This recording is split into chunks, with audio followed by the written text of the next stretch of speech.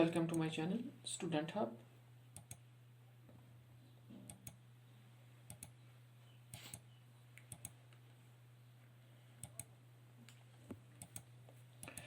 चलिए students start करते हैं पार्ट्स ऑफ सेल से. There are three main parts of cell: cell membrane, cytoplasm and nucleus.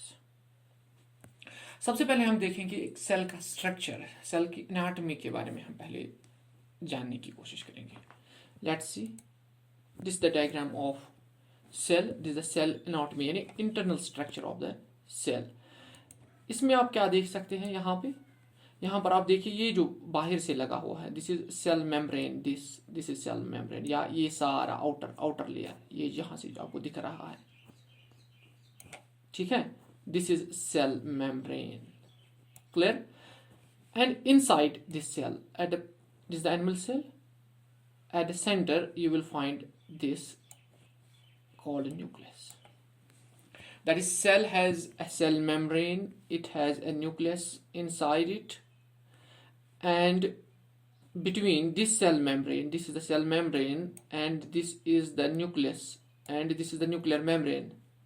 Clear? यानी I mean say membrane of nucleus, layer of nucleus, and in between the plasma membrane और cell membrane and this nucleus is called cytoplasm. That whatsoever is between nucleus and cell membrane, that's called cytoplasm. And there are cell organelles in this cytoplasm. In this there are this is the cytoplasm here, and these are the projections made from this cell membrane. These are known as the microvilli. These are microtubules, lysosomes, and these are all cell organelles which we will study one by one in detail. Let me tell you one thing, that inside this cell membrane, whatsoever lies, that is the living content of the cell, known as protoplasm. That means कि protoplasm is a living part of the cell, and it consists of cytoplasm and nucleus. It consists of this very part, cytoplasm and this nucleus. Clear? This cell membrane, let me tell you something about cell membrane now. This is the cell, this is a cell, this is a cell, and inside this cell is a nucleus. This is the nucleus and this is the cell membrane. Let me tell you that this cell membrane or plasma membrane, this is known as cell membrane or plasma membrane or plasmalemma. It can be seen only, this cell membrane can be seen only with electron microscope. This can be seen only with electron microscope. This is very important. This can be seen only with electron microscope. Clear? Another important point about this cell membrane is that it is semi-permeable. This is very important point. Semi-permeable.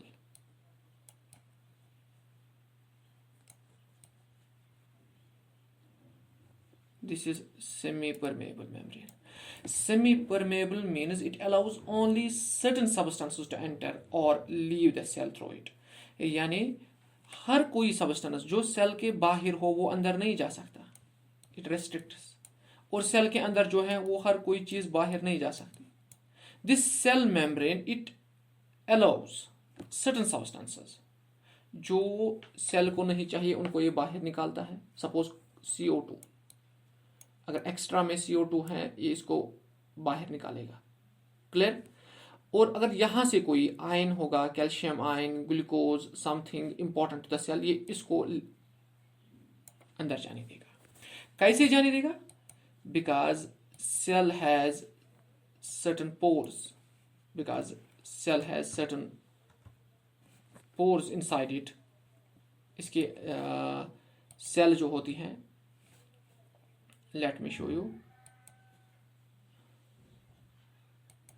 ये जो cell होती हैं इसके पास यहाँ पे थोड़ा थोड़ा किसी किसी जगह पे पोर्स होते हैं. This is the cell membrane. See this structure. These are the pores present in this cell membrane. Clear? And materials enter or leave through these pores. Clear? Another important point is that it is elastic. This cell membrane is elastic. This is elastic. You can stretch it and it will come back to its original position. It's living. It's also living. This is very important. This is a living membrane. This is a living because it can repair minor injuries. Now let's see the structure of cytoplasm. This is the cell membrane.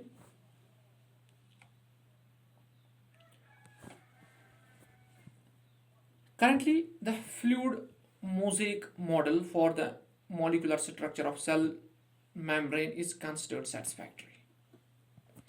This time, fluid mosaic model, ये जो model है, this model is known as fluid mosaic model. This model was proposed by this model for cell membrane was proposed by Singer and Nicolson in early 1972 में दिया था, दो scientist. Clear? अब देखिए इसमें क्या मेन फीचर्स क्या है, इसमें थोड़ा सा हम देखेंगे. तो यहां पे ये जो लेयर होती है, according to this model, this consist of phospholipid bilayer. ये जो है ना, ये लेयर है फॉस्फोलिपिड्स की. ये नीचे से भी लेयर है, यानी ऊपर से भी एक लेयर, नीचे से भी एक layer. That's what's known as phospholipid bilayer. वहां से भी ऊपर से भी लेयर, नीचे से भी लेयर, फॉस्फोलिपिड बाइलेयर. क्लियर? और ये जो यहां पर अभी मैंने बोला कि इसमें पोर्स होते हैं जो अलाउ करते हैं. एक्चुअली वो पोर्स होते हैं ये चैनल प्रोटीन्स, इसके बीच में होते हैं. यहाँ पर ये देखिए, ये प्रोटीन्स होते हैं, इनको हम नाम देते हैं चैनल प्रोटीन्स. ये चैनल प्रोटीन्स जो है, क्लियर, ये चैनल प्रोटीन्स ये क्या करते हैं, ये अलाउ करते हैं कुछ सब्सटेंसेस को सेल के अंदर, और जो इसको नहीं चाहिए उनको बाहर निकाल देता है. This is the function of the channel proteins. और यहां पर आप देखिए, यहां पर ग्लाइकोप्रोटीन्स या कार्बोहाइड्रेट्स लगे होते हैं. ये काम करते हैं रिसेप्टर्स का, ये वाला, और यहां पे ग्लाइकोप्रोटीन्स ये वाले, ये काम करते हैं रिसेप्टर्स का. क्लियर? यानी ये जब सिग्नल आती है, हार्मोन, सपोज कोई हार्मोन होगा, क्लियर, या कोई सब्सटेंस होगा, वो यहां पर पहले बैठ जाता है यहां पे, और फिर यहां से सिग्नल पास जाती है अंदर की ओर. ऐसे नहीं कि आया डायरेक्टली यहां से बैठा. यहां पर हर एक सब्सटेंस के एक प्रॉपर रिसेप्टर लगा होता है. तो इसी तरह से जो कोलेस्ट्रॉल है, यहां पे एक कोलेस्ट्रॉल, इसकी वजह से फ्लेक्सिबिलिटी आती है, इस मेम्ब्रेन में फ्लेक्सिबिलिटी आती है.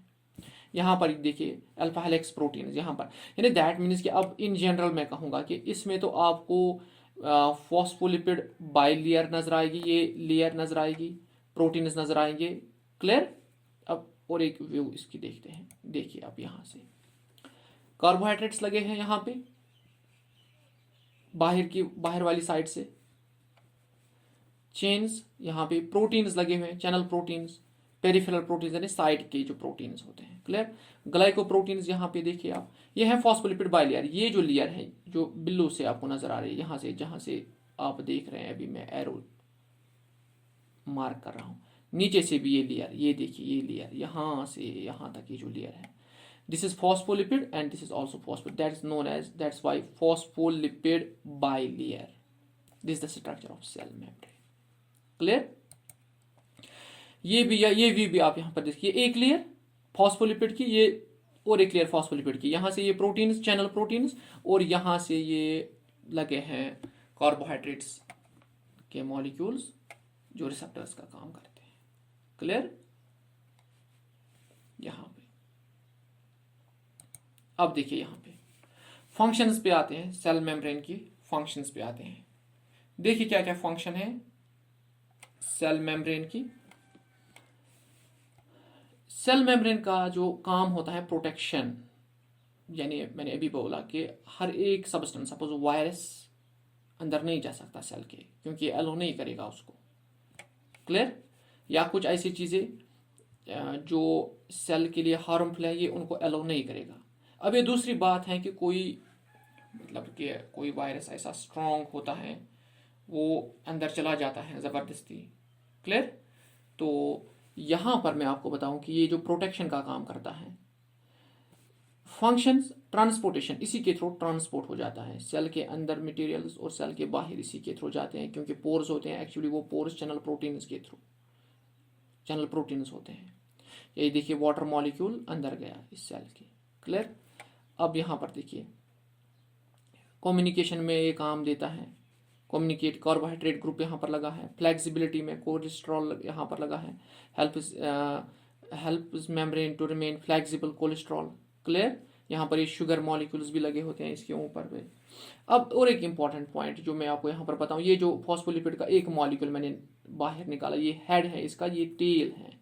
ये जो हेड होता है ये बाहर वाली साइड से होता है। देखिए आप यहाँ पे, दिस इज हाइड्रोफिलिक हेड, यानी वाटर लविंग, ये प्रेफर करता है वाटर के साथ रहना।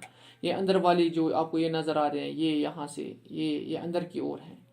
क्लियर? ये ब्लू वाले बाहर से हैं, क्योंकि ब्लू वाले वाटर के साथ रहना चाहते हैं। दैट्स वाई कि इनकी इस पार्ट की इंट्रैक्शन होती है वाटर के साथ, क्योंकि सेल के बाहर भी वाटर होता है और सेल के अंदर भी वाटर होता है। दैट्स वाई कि अंदर के साइड से भी और बाहर के साइड से भी क्या होता है, इसमें ये वाला पार्ट लगा होता है, hydrophilic part, water loving part, और इसके अंदर वाली साइड में ये लगा होता है हाइड्रोफोबिक टेल और water heating. Clear? I think it's clear. और सेल मेम्ब्रेन फिर से मैं बताऊं आपको, ये काम करता है, प्रोटेक्ट करता है सेल को और शेप मेंटेन करता है सेल की। और इसमें पोर्स होते हैं, स्मॉल पोर्स, टाइनी पोर्स होते हैं, जिनके थ्रू एक्सचेंज होता है। एक्चुअली वो पोर्स बनाते हैं कौन? Channel proteins. और सेपरेट करता है सेल को from outer fluid. Clear? And ये मैंने बताया कि cell membrane is a living part. चलिए अब आते हैं साइटोप्लाज्म पे।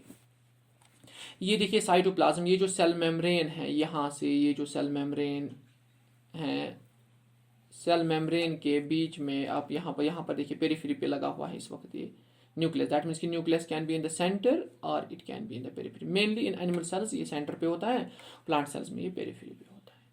और ये है nucleus. Clear?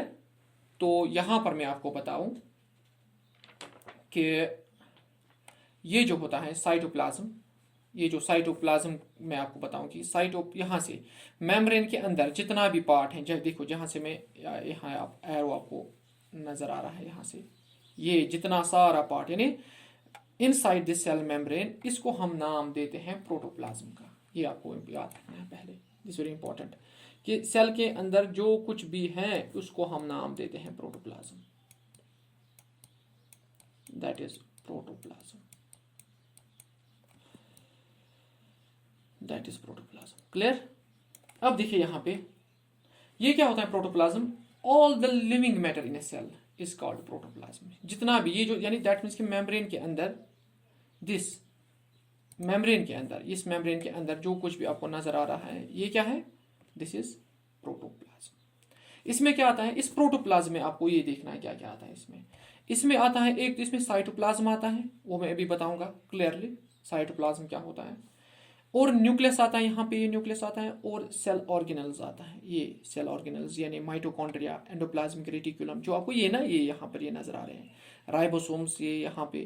Clear? Nucleus itself is a cell organelle, यहाँ पे ये सबसे बड़ा सेल ऑर्गेनल होता है। और ये है न्यूक्लियस के अंदर आपको नजर आ रहा है न्यूक्लियोलस, क्रोमेटिन, ये हम बाद में देखेंगे। ये है यहाँ से पेरोक्सोम्स, वैक्यूल्स, लाइसोसोम्स, यहाँ पे सेंट्रोसोम्स। दैट मीन्स कि मेम्ब्रेन के अंदर ये सारा कुछ, दिस इज प्रोटोप्लाज्म। प्रोटोप्लाज्म में अब क्या क्या आता है, देखो इसमें क्या आता है, प्रोटोप्लाज्म में आता है साइटोप्लाज्म, न्यूक्लियस और सेल ऑर्गेनल्स आते हैं इसमें। क्लियर।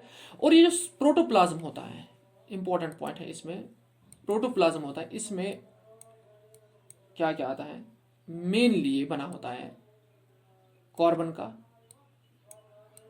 हाइड्रोजन का, नाइट्रोजन का और ऑक्सीजन का। क्लियर।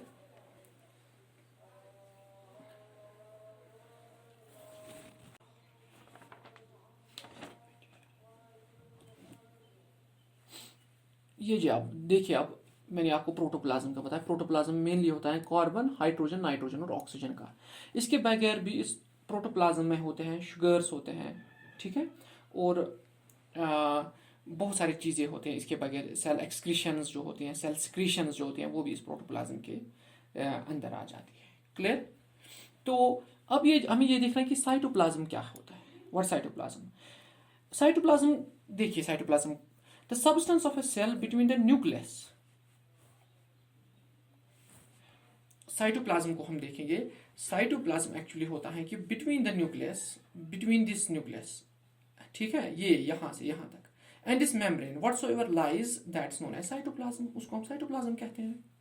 दैट मीन्स कि अब प्रोटोप्लाज्म और साइटोप्लाज्म में क्या फर्क है, यानी cytoplasm is a part of protoplasm, protoplasm is a living content. Protoplasm सारा कुछ है जो मेम्ब्रेन के अंदर है, और साइटोप्लाज्म है इस न्यूक्लियर मेम्ब्रेन और इस सेल मेम्ब्रेन के दरमियान जो कुछ भी होता है उसको हम साइटोप्लाज्म कहते हैं। अब क्या क्या आता है इसके अंदर, वही हम देखेंगे इसके अंदर क्या क्या आता है। देखिए इसमें क्या क्या आता है। इसमें तो साइटोप्लाज्म में आएगा, देखिए क्या क्या आएगा इसमें। इसमें तो सबसे पहले आएगा मैट्रिक्स, फ्लूइड। इसके अंदर मैट्रिक्स होता है, यानी फ्लूइड जो होता है इसमें जो सेल ऑर्गेनल्स होते हैं। क्लियर। Cell organelles. और इसमें क्या आता है इसके बगैर, इंक्लूजन्स, सेल इंक्लूजन्स जिनको हम कहते हैं। Matrix, cell organelles and inclusions, एक एक करके मैं बता देता हूँ। ये जो मैट्रिक्स होता है, ये होता है इसके अंदर फ्लूइड जो होता है साइटोप्लाज्म के अंदर, इसको ये होता है 90% वाटर, 90% ये वाटर होता है। This is 90% water. Clear. 90% is water this. और इसमें कुछ इसके बगैर वाटर के साथ होते हैं कुछ आयंस होते हैं, और भी इसके साथ कुछ इंपॉर्टेंट चीज़ें होती हैं जो इसको चाहिए। यहाँ पे सेल ऑर्गेनल्स होते हैं, टाइनी स्ट्रक्चर्स, जो छोटे छोटे स्ट्रक्चर्स होते हैं। यहाँ पर आप ये देखिए, माइटोकॉन्ड्रिया, लाइसोसोम्स, सेंट्रोसोम्स, लाइसोसोम्स, यहाँ पे वैक्यूल्स, ठीक है, गोल्गी एपैरेट्स, इनको हम कहते हैं सेल ऑर्गेनल्स। इनको हम एक एक करके पढ़ेंगे। सेल के अंदर छोटे छोटे ये जो नजर आ रहे हैं आपको स्ट्रक्चर्स। क्लियर। अब इंक्लूजन्स को क्या होते हैं, inclusions are non living material. Cell के अंदर जो नॉन लिविंग मटेरियल होता है, इसमें क्या आता है, फूड, सेल जो फूड स्टोर करता है अपने अंदर। क्लियर। और यहाँ पर आता है सिक्रीशंस, सेल की सिक्रीशन, सेल कुछ सिक्रीट करता है तो वो आएगा इसमें, तो इसके बगैर आ जाएगा इसमें इनऑर्गेनिक क्रिस्टल्स। तो ये है कंपोजिशन ऑफ साइटोप्लाज्म। क्लियर। अब देखिए इंपॉर्टेंट पॉइंट क्या है। इंपॉर्टेंट पॉइंट ये है कि साइटोप्लाज्म को कहा जाता है chemical factory of the cell. Chemical factory means कि यहाँ पर chemical factory of the cell, यानी साइटोप्लाज्म जो है यहाँ पर मेटाबॉलिज्म हो रहा है, यानी यहाँ पर बन भी रहा है, सपोज एटीपी बन रहा है, यहाँ पर ऑक्सीडेशन हो रही है यहाँ पर। क्लियर। यहाँ पर प्रोटीन्स बन रहे हैं, बाकी सारा कुछ यही बन रहा है इसी साइटोप्लाज्म के अंदर। और इसको कहते हैं हम, that is known as the anabolism. Clear. कुछ चीज़ बनना, और कैटाबॉलिज्म, ब्रेक डाउन हो जाना, यानी ग्लूकोज की ऑक्सीडेशन भी ये यहाँ इसमें हो रही है साइटोप्लाज्म के अंदर। ये माइटोकॉन्ड्रिया जो आपको दिख रहा है, यहाँ पर एटीपी बन रहा है, this is known as anabolism. Clear. ATP बन रहा है, और जो ग्लूकोज होता है वो भी ब्रेक डाउन हो रहा है इसी में।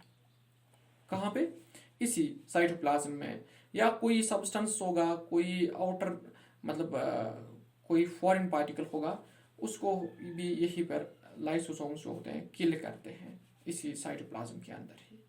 दैट मीन्स कि केमिकल रिएक्शंस जितने भी एक लिविंग ऑर्गेनिज्म के लिए इंपॉर्टेंट हैं वो इसी साइटोप्लाज्म में होती है। और मैं यहाँ पर एक बात मैं आपको बताऊं कि nucleus is a cell organelle. ये जो होता है न्यूक्लियस, और ये सबसे बड़ा सेल ऑर्गेनल होता है, ये आपको याद रखना है, इसको हम पढ़ेंगे। अब देखिए यहाँ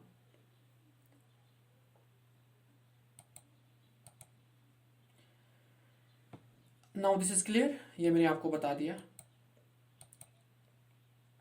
कंपोजिशन के बारे में मैंने आपको बताया, ये semi fluid jelly like material होता है। इसमें आ जाता है ये मैट्रिक्स, ये मैंने आपको बताया 90% जो बना होता है वाटर का ही। क्लियर। साइटोसोल फॉर्म्स, यानी ये जो साइटोप्लाज्म जो होता है इसका जो मैट्रिक्स होता है, फ्लूइड जो होता है वो 90% वाटर ही होता है। सीट ऑफ मेटाबॉलिक प्रोसेस, सब जितने भी प्रोसेस हैं लिविंग ऑर्गेनिज्म के लिए ज़रूरी हैं वो सारा यहीं पर हो रहा है, इसीलिए हम केमिकल फैक्ट्री का नाम देते हैं। फैटी एसिड्स यहाँ पर बन रहे हैं, सैकराइड्स हुए, शुगर्स यहाँ पर बन रहे हैं, प्रोटीन्स बन रहे हैं, ऑक्सीडेशन हो रही है। क्लियर। चलिए अब आते हैं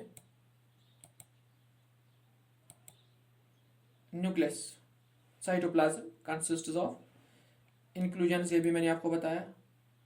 इसमें आयन्स भी होते हैं, बायोमोलिक्यूल्स भी होते हैं, शुगर्स भी होते हैं, अमीनो एसिड्स भी होते हैं, टीआरएनए, एंजाइम्स, विटामिन्स, ये सारा कुछ होता है biosynthetic process of the cell. अब मैं यहाँ पर बताऊंगा आपको कि ये जो साइटोप्लाज्म और न्यूक्लियस होता है इट टुगेदर कॉन्स्टिट्यूट्स प्रोटोप्लाज्म। तो मैंने आपको अभी बताया कि सेल जो होती है लिविंग होती है, it is because of the unique composition. जो एलिमेंट्स और कंपाउंड्स इस सेल के अंदर होते हैं, यानी सेल मेम्ब्रेन के अंदर जो आपको कंटेंट नजर आ रहा है उसी की वजह से ये लिविंग है। तो the unique composition of this protoplasm makes it living.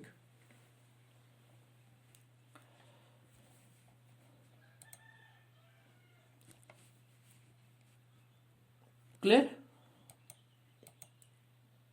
Cytoplasmic streaming, अब यहाँ पर एक टर्म है, ये देखिए आप साइटोप्लाज्मिक स्ट्रीमिंग क्या होती है। ये जो आपका सेल है, ये जो इसके अंदर न्यूक्लियस है और यहाँ पर जो ये साइटोप्लाज्म है, साइटोप्लाज्म में मैंने आपको बताया भी सेल ऑर्गेनल्स आ रहे हैं। क्लियर।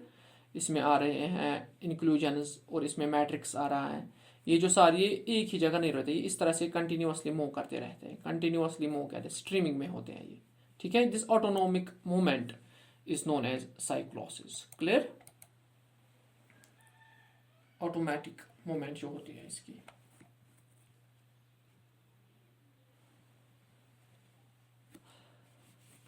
चलिए अब डिस्कस करते हैं न्यूक्लियस को। ये देखिए न्यूक्लियस, यहाँ पे ये जो यह न्यूक्लियस के बीच में एक छोटा सा स्ट्रक्चर आपको नजर आएगा, न्यूक्लियोलस, और इसमें आपको ये नजर आएगा यहाँ पे डीएनए।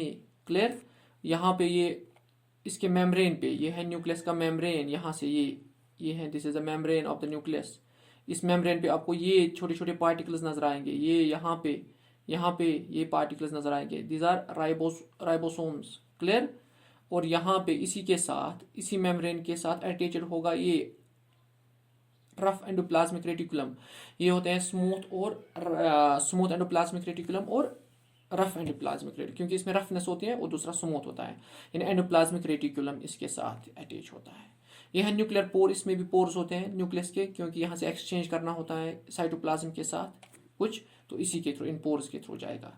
यह है पेरीन्यूक्लियर स्पेस, यानी यहाँ पर न्यूक्लियस में आपको दो मेम्ब्रेन नजर आएंगे, एक इनर मेम्ब्रेन और दूसरा आउटर मेम्ब्रेन। क्लियर। यहाँ पर ये देखिए इनर मेम्ब्रेन, यहाँ से ये outer membrane. The space between the two is known as perinuclear space. This is outer membrane, nuclear lamina इस इनर मेम्ब्रेन के इनसाइड आपको ये दिखेगा। देखिए अब यहाँ पे क्लियर। ये तो अब आपको न्यूक्लियस, इसको सेपरेट करता है ये न्यूक्लियर मेम्ब्रेन, ये सेंटर होता है।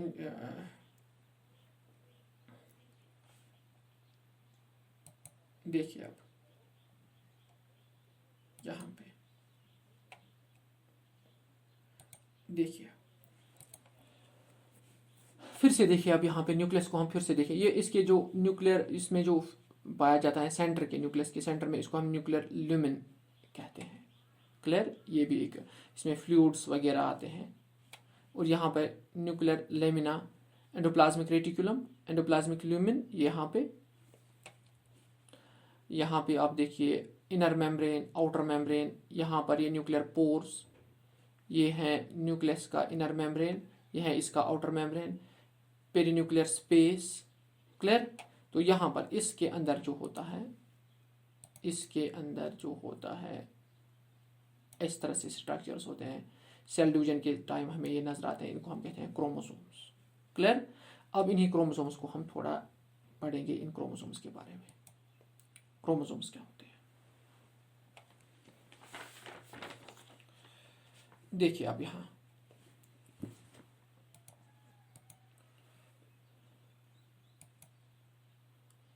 this is the structure, colored bodies, chromo means colored and soma means body, यानी these are colored bodies। और न्यूक्लियस जो होता है ना, nucleus it can be stained, nucleus can be stained because of this coloured bodies, क्योंकि इसमें ये coloured bodies आपको नजर आ जाएगी। और इसी वजह से इनका नाम पड़ा है क्रोमोसोम्स, यानी chroma means coloured, soma means body. अब देखिए यहाँ पे ये जो होता है, इसमें क्या लगे होते हैं, ये जो क्रोमोसोम सेल डिवीजन के टाइम आपको नजर आ रहे हैं, इसमें इस तरह से लगे होते हैं जीन्स, यही जीन्स ट्रांसमिट होते हैं, clear, from parents to offspring. तो इन्हीं में सारी कुछ इंफॉर्मेशन, हम कैसे होंगे, हमारा नेचर कैसा होगा, क्लियर, हमारी हाइट क्या होगी, हमारी इंटेलिजेंस क्या होगी, हमारा बिहेवियर क्या होगा, ये सारा कुछ इन्हीं में इंफॉर्मेशन। आई कलर क्या होगा, हमारे बालों का कलर क्या होगा, it's all present in this genus. देखिए आप ये क्या होता है, थ्रेड लाइक स्ट्रक्चर्स, क्लियर। और जीन्स होते हैं इनमें, ये हेल्प करते हैं इनहेरिटेंस में, यानी ट्रांसमिट होते हैं फ्रॉम पेरेंट्स टू ऑफस्प्रिंग्स। देखिए आप फिर से, क्लियर।